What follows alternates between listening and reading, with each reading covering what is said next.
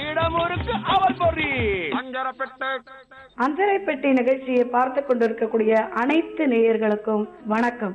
நம்ம இன்னைக்கு ஒரு புது நல்ல சுவையான உணவை கத்துக்க போறோம். அதுக்கு பேர் தான் பன்னீர் கீர். அதாவது கேரட்ல கீர் பண்ணியிருக்கோம், பாதாம் கீர் பண்ணியிருக்கோம், முந்திரி கீர் பண்ணியிருக்கோம். ஆனா பன்னீர் கீர் பார்த்துருக்கீங்களா? இன்னைக்கு பண்ணி காட்டுறேன் பாருங்க. 5 நிமிஷத்துல பன்னீர் கீர் எப்படி பண்றதுங்கிறத பார்க்கலாமா? அதுக்கு தேவையான பொருட்கள் என்னென்னு முதல்ல தெரிஞ்சுப்போம்.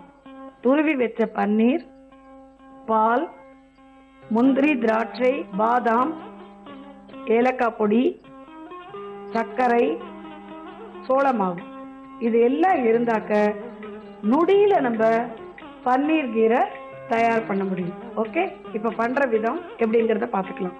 முதல்ல அடுப்பை பற்ற விடணும். பற்ற விட்டுட்டு நம்ம பேனை தூக்கி அதில் வைக்கணும். வச்சுட்டு பாலை விடுங்க.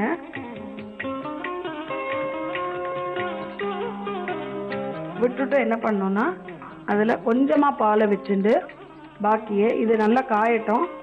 காயும் போது இதில் ஒரு 1/2 டீஸ்பூன், அதாவது கொஞ்சோண்டு ஒரு 4 டீஸ்பூன் பாலில் ஒரு 1/2 டீஸ்பூன் நம்ம கார்ன்ஃப்ளவர் கலந்துக்கணும். கார்ன்ஃப்ளவர்னா ஒன்றும் இல்லைங்க, சோள மாவு. ஓகே, அதை நம்ம இதில் போட்டு கலந்துக்கணும். கலந்துனுட்டோம்னாக்க நமக்கு இந்த கீர் பண்ணும்போது கொஞ்சம் செமி சாலிடாக வரும் இல்லையா, கேரட் கீர் எல்லாம் பண்ணுறது.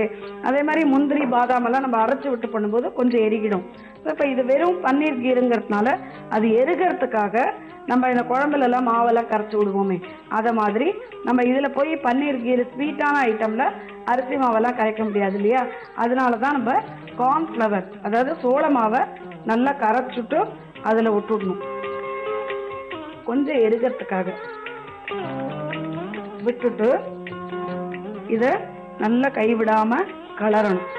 கைவிடாம கலர்னீங்கன்னா கொஞ்சம் எரிகினாப்புல வரும். இல்லைன்னா நம்ம பாலுக்கு கொஞ்சம் திக்கா வரத்துக்காக நம்ம என்ன பண்ணுவோம்னா அந்த கண்டென்ஸ்டு மில்க் வாங்கி விடுவோம் இல்லையா, அதெல்லாம் கொஞ்சம் காஸ்ட்லிங்க.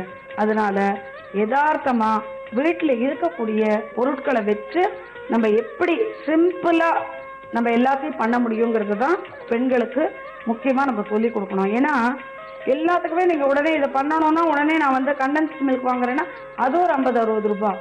ஸோ எக்கனாமிக்கலாகவும் நம்ம பண்ண கற்றுக்கணும். அதனால தான் கண்டென்ஸ்டு மில்க்குக்கு பதிலாக நம்ம வந்து சோள மாவை கரைச்சி கொஞ்சமாக ஒரு 1/2 டீஸ்பூன் சோள மாவை கரைச்சி விட்டுட்டோம்னு வச்சுக்கோங்களேன், அந்த பால் வந்து கொஞ்சம் எரிகிடும். எரிகிடுத்துனா உங்களுக்கு அந்த பாயசத்தோட பதம் வந்துடும். இல்லாட்டா பாலை சுண்ட வைக்கணும். பாலை சுண்ட வைக்கணும்னா அதுக்கு 2 லிட்டர் பால் அது தேவை. ஸோ அதனால எல்லாமே பண்ணணும், சிம்பிளாக பண்ணணும், ஆரோக்கியமாகவும் இருக்கணும், டேஸ்டாகவும் இருக்கணும்.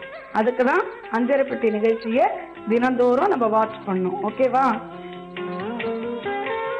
இப்போ நமக்கு பால் வந்து நல்ல திக்கான பொசிஷனுக்கு வந்திருக்கு.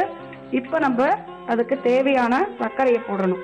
ஓகே, ஒரு 4 டீஸ்பூனாவது சர்க்கரை போட்டிங்கன்னா, அதாவது நம்ம இருக்கக்கூடிய பாலுக்கு தேவையான அளவுக்கு சர்க்கரை. சர்க்கரை வந்து சில பேருக்கு சேர்த்துக்க முடியாதுன்னு சொல்லுவாங்க. அப்படிப்பட்ட நபர்கள் சுகர் சப்ஸ்டியூட் சேர்த்துக்கலாம். ஓகே, ஸோ ரொம்ப நல்லா வந்துட்டு இருக்கு பாருங்க. பார்க்கறதுக்கே ரொம்ப மணத்தோடு அந்த பால் நல்லா கொதிக்கும் போது வறுமை திரட்டி பால் மாதிரி ஒரு வாசனை, அந்த மாதிரி ரொம்ப கமகமகமான நல்ல நறுமணத்தோடு இருக்கு பாருங்க. இப்போ உங்களுக்கு அந்த பாயசம் ரெடிங்கிற பதம் உங்களுக்கு தெரிய ஆரம்பிச்சிடுது இல்லையா, பார்க்கும்போதே தெரியறது இல்லையா.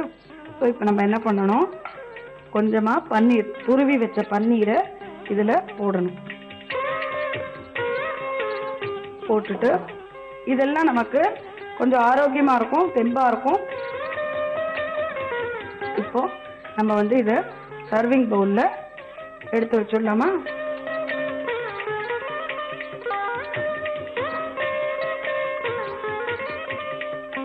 இது வந்து சூடாக பிடிச்சவங்க சுட சுடவும் சாப்பிடலாம். சூடு பிடிக்காதவங்க இதை நல்லா ரெஃப்ரிஜிரேட்டரில் வச்சுட்டு அப்படியே கூட சாப்பிடலாம். அதே மாதிரி முந்திரி, திராட்சை இது எல்லாத்தையும் வறுத்தும் போடலாம்.